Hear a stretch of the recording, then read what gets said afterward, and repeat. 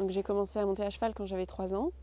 J'ai eu la chance d'avoir une maman monitrice et donc cavalière qui m'a toujours accompagnée et aidée à la fois à la maison et en compétition. Et on a acheté la jument au label quand j'avais 14 ans et la jument avait 3 ans. Donc ça fait maintenant 14 ans qu'elle est dans la famille et qu'elle m'a suivie partout. Donc j'ai fait une école d'ingénieur à Compiègne et j'ai eu la chance pendant ces 3 ans et demi d'être aussi en cursus sport-études. Donc j'ai pu continuer à monter à cheval pendant ma formation à l'UTC. À la fin de l'UTC, j'ai donc effectué mon stage de fin d'études et j'ai eu la chance de le faire à Saumur, à l'IFCE, en collaboration avec Sophie Bio et Patrick Gallou. J'ai travaillé sur l'interaction cavalier-cheval. Et donc Sophie et Patrick sont restés assez proches de moi et m'ont vraiment aidé dans la construction et le développement du produit une fois que j'ai entamé l'aventure Equisense. Donc quand je suis arrivée à l'IFCE et que j'ai commencé vraiment à me pencher sur la recherche dans le milieu du cheval et que j'ai commencé à éplucher les publications scientifiques, etc., je me suis vraiment rendu compte qu'il y avait un fossé énorme entre les connaissances acquises par les chercheurs qui sont colossales et les connaissances qui sont transmises aux cavaliers. Et c'est aussi pour ça que j'ai voulu faire Equisense et faire notamment le blog sur lequel je passe pas mal de temps.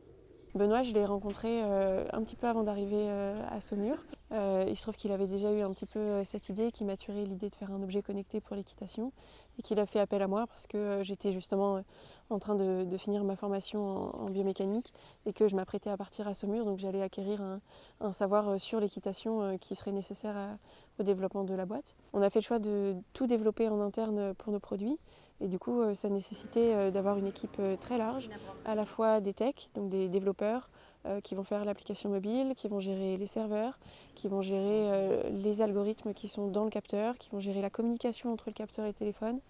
On a aussi dû avoir une équipe de communication et de marketing en interne, donc ça c'est aussi plusieurs personnes.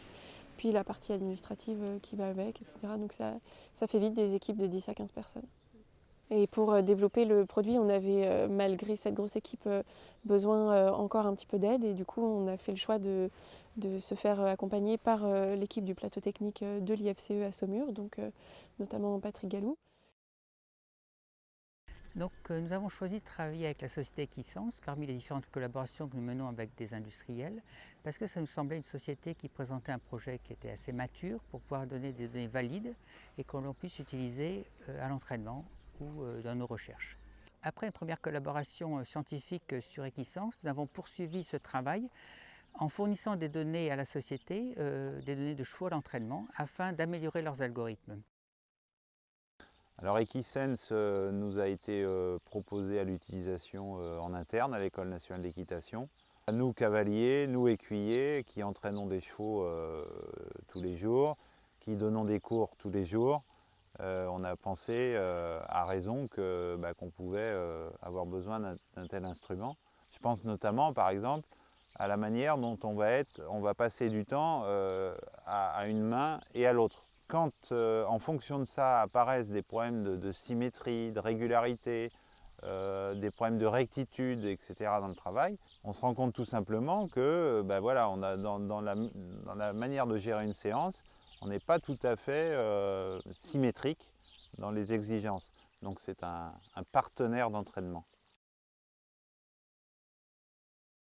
Alors moi j'ai connu la technologie Equisense dans le cadre de la formation, donc dans le cadre du partenariat avec l'École nationale d'équitation.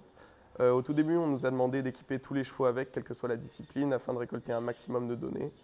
Je pense réellement que ça permet de mettre des données chiffrées sur des sensations qui sont très propres au cavalier, parce que l'équitation reste majoritairement un sport de sensations. Et là, ça nous permet un vrai retour. Donc aussi dans le suivi de l'évolution sur des données telles que le rebond. Et on a aussi une très bonne projection à l'obstacle pour la gestion notamment des abords, ce qui nous permet de bien débriefer sur nous, mais également, je pense, de montrer quelque chose de plus concret à ses élèves qu'un simple débrief oral.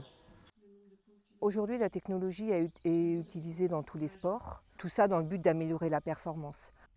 Bon, si on regarde aujourd'hui l'entraîneur, de quoi il dispose pour entraîner ses athlètes, athlètes hommes et athlètes cheval, il dispose des connaissances de la discipline, il dispose des observables du terrain, de son expertise, du ressenti aussi du cavalier. Et puis il peut avoir recours donc à de la mesure pour objectiver tout ça, pour compléter. Enfin, ça nous intéresse en tant que chercheurs parce qu'on ne peut pas toujours faire des mesures dans les laboratoires.